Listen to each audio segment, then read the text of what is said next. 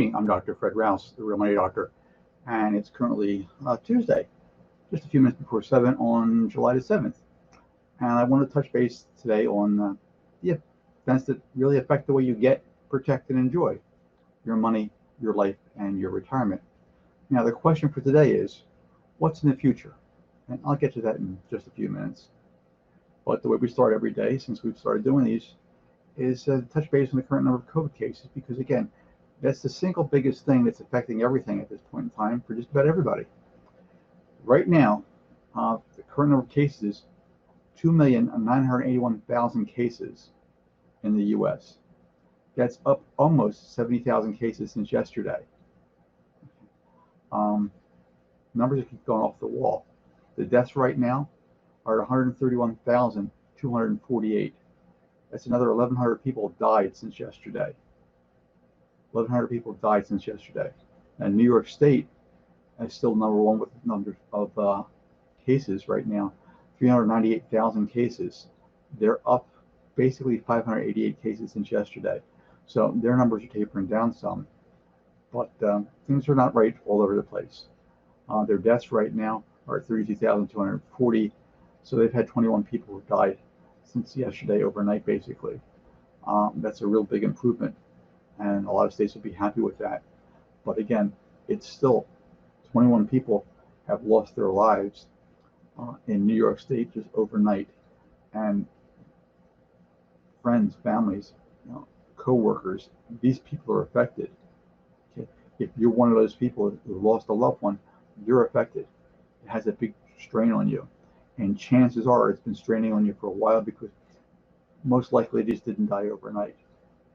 Most likely they were in the hospital for a while and they weren't having a good time with things. So this has been a drawn out situation for you. California right now is the number 2 spot.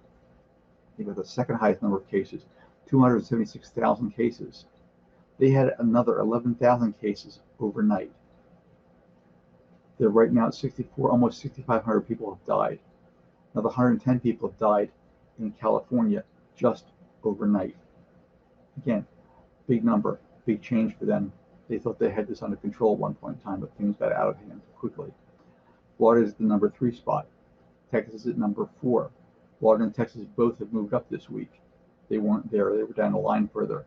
But big outbreak in states that thought they were basically immune to things. They thought they had little pockets here and there. Surprise. Okay, again, Florida's number 3, Texas number 4, New Jersey's number 5. They've dropped down a little bit, but they're having a little bit of an uptick themselves. Illinois is number 6, Massachusetts 7, Arizona number 8, and Georgia number 9. Okay, both these states, unexpected surges that they weren't ready for. Pennsylvania's at number 10, who've dropped down considerably.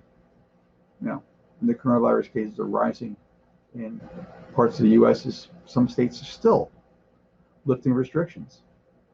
The number of cases right now in the U.S. rose about 45,000 on Monday, according to that compiled by Johns Hopkins. Now, the slowest daily rise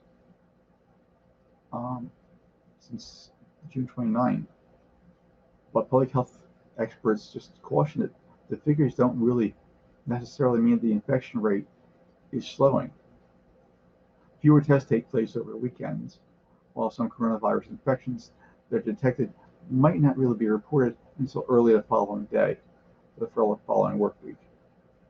Now, the U.S. death toll right now is really exceeded 130,000. And again, we just discussed that number. It's a big number. The country has had basically 39.72 deaths per 1,000 residents, which is among the top 10 countries in the world. The entire rest of the world, if you look at the graphs, it's absolutely off the wall. Every other major country who's had problems with COVID-19, their case count, current case count, is down to almost nothing. Theirs is going down and it's flattening. The U.S. is up off the wall. Nobody has as many cases as the U.S. right now. It's absolutely off the wall.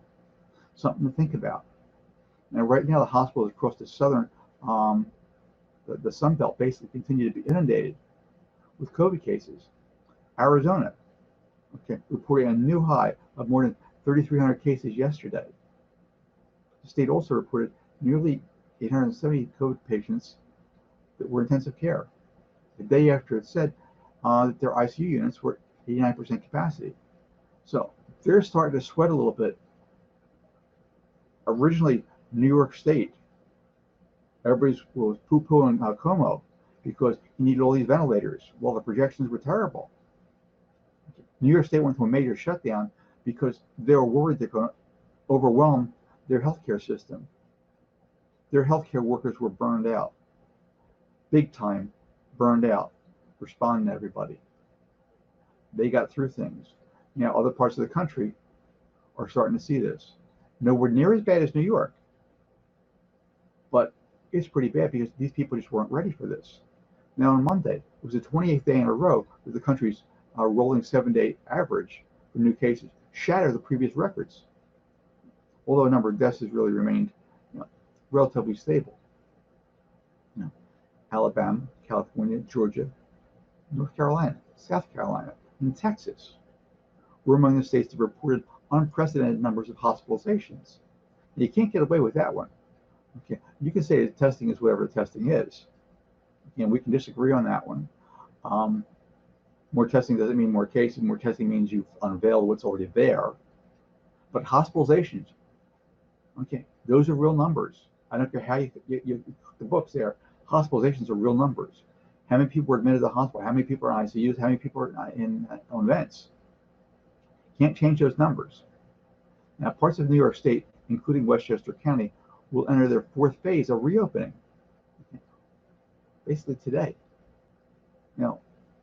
Andrew Cuomo said that, while New York formally hasn't decided whether the schools will reopen or not, okay, the state has directed its 700 school districts to put together plans on what a reopening would actually look like.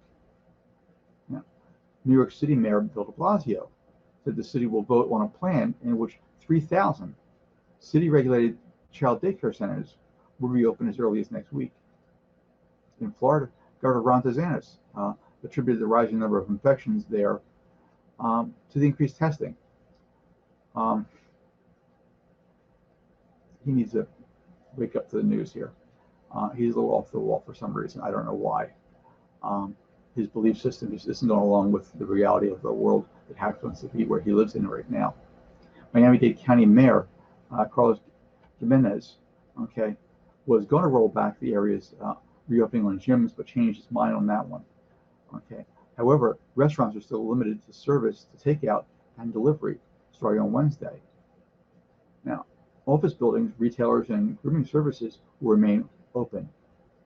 Now, California, where some hospitals have been under strain recently, added 6 counties, including San Diego County, to its watch list of counties that have concerning levels of hospitalization, transmissions, or insufficient testing. That's happened a lot. A lot of testing is happening to be short of what it needs to be. Way back when this got started, the governors were left on their own to get testing. Well, they were competing all over. The president never put together a federalized response for the testing. And we've been short ever since. And the president, last month, a month ago, want a test, need a test, no problem, get a test. People having problems getting tested still. Now in New Jersey, summer camps and in-person graduations were set to resume this week. However, Governor Phil Murphy said that there were declines in the number of coronavirus cases, and that was a good thing, and hospitalizations and intensive care patients on ventilators. However, the rate of transmission has just ticked up in the middle of June, and so they're a little concerned at this point in time. And it's clear that hospital beds and ICU beds are filling up in cities in California, Texas, and Arizona. PPE for some workers is still in serious short supply. Testing sites are being shut down due to lack of supplies. They're on the news every day. You don't have to look that far for them. They're simply on the news. Lines are backed up. People showing up at 6, 7 o'clock in the morning, getting in lines, and then they're finding out, 2, 3, 4 hours later that they ran out of supplies. The lines are, a mile or two long. And They're just out of supplies by the time they get there. Now, if you actually manage to get tested, it's still taking 4 to 5 days to get the actual test results back. So you're under a lot of strain, and in that period of time, there's a very good chance that you could be affecting somebody else. Now, the virus continues to spread in other parts of the world also. Brazil's a leader. President Bolsonaro, or I can't even pronounce his name. Bolsonaro, okay, whatever. Okay, the president of Brazil. Okay, he's got a nice Spanish name. I can't pronounce. My mouth doesn't go in that direction. Sorry. Okay, he tested positive for the virus. Now, this is one of the guys who was downplaying it. Okay. He's one of the guys. Oh, it's basically a hoax. Have you heard this before? Okay, surprise. Right now, he's got it. What a surprise. He used to frequently appear in public without a mask until actually he was ordered last month by a court to wear one. With over 1.6 million infections, Brazil is second only to the U.S. for the most infections and the deaths in the world. Now, he told a CNN reporter on Monday evening that he was tested after developing a fever of 100.4 degrees, and he had some other symptoms that were pretty consistent with COVID. He has now joined a small group of heads of government who have been infected, including UK Prime Minister Boris Johnson, okay, Honduran President Juan Hernandez, along with dozens of other high officials, okay, and politicians around the world. Now, the U.S. stock market dropped today about 400 points, puts us back around the 2,500 range, 25.8, and there's really no clear direction. What was up last week is down this week, and it's going to be bouncing back and forth, and it's not going to stabilize and go anywhere other than a range until the COVID situation is considerably much more under control. Now, data released on Monday by the Small Business Administration, because the numbers are now in, show that business owners, okay, owned by members of Congress, and a law practice that represented President Trump, surprise, were among hundreds of thousands of firms that received aid from the agency. Now, you have to understand, they didn't want to release the information. The press and the Congress have been chasing after the people that released the information. They finally got it. Now, as part of that $660 billion small business relief program, the SBA also handed out loans to private schools catering to the elite clientele, firms owned by foreign companies, and large chains backed by well-headed Wall Street firms. Nearly 900,000 companies in the program took aid without promising on their own on the application they actually rehire the workers or create actual jobs. Now, data which is also released after weeks of pressure from the media outlets, lawmakers, paints a picture of a really haphazard, first-come, first-served program that was not designed to evaluate the relative needs of the recipients. It ended up going to industries and entities including restaurants, medical offices, car dealerships, law firms, and nonprofit agencies that they just didn't filter out. And a lot of them had a potential conflict of interest with influential Washington figures. Now, the companies that were applying for the money were required to certify that the money was necessary to support ongoing operations while taking into account their ability to access other sources of liquidity, according to the SBA's website. But what a surprise, that didn't particularly happen. Now, among those receiving relief were Transportation Secretary Elaine Chow's family, she had a shipping business. In addition, at least 7 members of Congress or their spouses received loans, including lawmakers who were directly involved in shaping the regulations and also benefited from the blanket waiver of ethics concerns. Because God forbid they have any type of disclosure at all or any type of ethics. It's a strange situation, it really is. Now, among the loan recipients that were actually disclosed, KTAK Corporation, a Tulsa-based operator of fast food franchises owned by Representative Kevin Hern, he's a Republican from Oklahoma, reported receiving between $1 million and $2 million. Representative Mark Kelly, Republican from Pennsylvania, benefited when 3 of his car dealerships located out of Pittsburgh received a combined total of $450 and $100.5 million. Several plumbing businesses affiliated with Representative Marky Wayne, a Republican of Oklahoma, all based in Broken Arrow, Oklahoma, each received between $350,000 and $1 million. The lawyer who represented Trump in the Mueller investigations, as well as dozens of his tenants in his real estate company, also received money, and the latest series of instances in which Trump's companies and his government interests overlapped.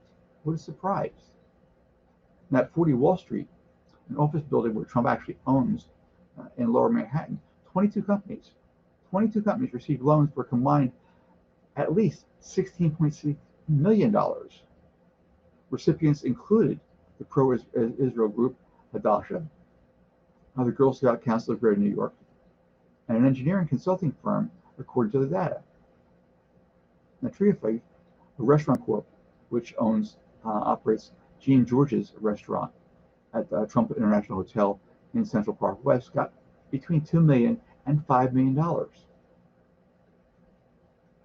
Sushi Nawazi, a restaurant in the Trump DC Hotel, also received between $150,000 and $350,000. Another potential political connected loan recipient was New York law firm Kasowitz, Benson and Torres, headed by a longtime Trump attorney Mark Kasowitz. They received between $5 million and $10 million in PPP funds. Foremost Maritime, a shipping business controlled by the family of Chow, Elaine Chow, the transportation secretary, also received money from the program, between $350,000 and $1 million, according to the SBA data. Now, the company was founded by her parents, S.C. Chow, and his late wife, Ruth Chow, and her sister, Angela Chow, currently is the chief executive of the company. When asked for comment, the Transportation Department said that in a statement, the secretary has no connection to the business and she has no idea a loan was actually obtained at all. Surprise, of course she doesn't. So it really should be no surprise that the politicians, their friends, their families, they all lined up at the government trough and collected millions of dollars that you're actually on the hook to pay back for the next 10 or 20 years or so. Understand? They've structured these loans so they weren't actually loans that were going to end up being forgiven, so the money's not going to be paid back by the companies. You're on the hook for this money. These companies weren't paying much in tax to begin with, but you are, and you and your kids and your grandkids are going to be paying back this money for years on end. Just a reminder also that the July 15th is a new April 15th for those who haven't really filed their tax returns yet. Now, the traditional April deadline for income taxes was really extended this year for the 2019 returns due to the COVID mess. So that brings me to the question for today. What's in the future? When we ask that question, we generally look to the past to see what's already happened, and then we look to today to see what might be affecting the events for tomorrow. Now, I don't have a crystal ball. I'd like to have one, but I don't. I can't predict what's going on. But let's take a peek and see what we can really come up with. Now, I won't go into all the details, but you have to go back to the beginning. Slave owners formed the country, and they stole land from the American Indians. They raped the Indians and their slave women, and then they disavowed the children. They fought a civil war to really preserve their way of life, to get free labor and free sex. They lost the war, but the attitudes still remained. Time has gone by, and a lot of white people just started noticing now that what the black people and the brown people, the red people have been complaining about for years now. All the while, if you're part of the well-connected white person, part of that top 10%, you lined up to the government trough and you profited from the labors of the workers, whether they were free labor or not. Now, well, that part really hasn't changed any. The world's in a constant state of flux, though. And you notice it every day when you turn on the news, and all you do is get aggravated for the first 10, 15 minutes of your day. Don't turn on the news. Okay, keep it short. It will continue to aggravate you. Now, there are tons of moving parts. Each one of these moving parts affects the other in some way, shape, or form. Okay. Now, through it all, okay, there's still a certain backbone of the country. The working class people, they keep the food on the shelves. They keep delivering the packages. They keep fixing the cars. They build the houses, and they fix the electric and the plumbing. They cut our hair. Others cut the grass. They stock the shelves. They work at the checkouts of the stores. They're not now, or they are ever going to be, part of the top 10%. They know it, and that's okay. People don't have a problem with that. What they do want, though, is a minimum level of respect for what they do.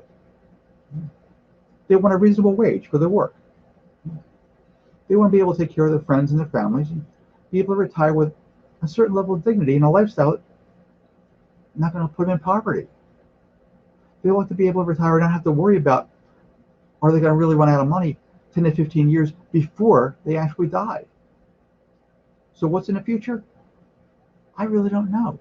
It's really up to each of us to decide, each and every one of us, to determine what that future is going to be for us. We can determine our future by our decisions and actions that we take today and constantly take in the foreseeable future, every day moving forward. Now, if what you've done so far has gotten you to where you are right now, and you're not exactly happy with where you are, then do something different. Make a different decision than what you've been doing. Make a different decision. Make it today, and take some actions today, and take consistent actions tomorrow to move you in a different direction. That will change your future. You can actually control your future. It's a strange thought, but you can. You control your future by making those decisions and then acting on those decisions. Now, I'm Dr. Fred Rouse. I'm the real money doctor. My only goal is to help you to get, protect, and enjoy your money, your life, and your retirement. I'd like to help you get control of your life and your money and make your tomorrow better than it was today. Now, one way to help you do that is to show you a way that you can actually retire. Okay? Give you the option to retire in the next 3 to 5 years with the cash flow that you'll actually need to maintain the lifestyle that you actually want and deserve, without ever having to worry about a job or money again. Go to my website, drrousenow.com. Take a peek at the 12-minute video there. Makes sense to you? Let me know. Schedule a call, and I'll see if I can help. I can't guarantee anything, but again, that's a good starting point. So for now, I appreciate you spending some time with me tonight. I look forward to spending some time with you again tomorrow around 7 o'clock. And we'll see what happens tomorrow during the day and what new things are going to be coming up in tomorrow's show. Thank you.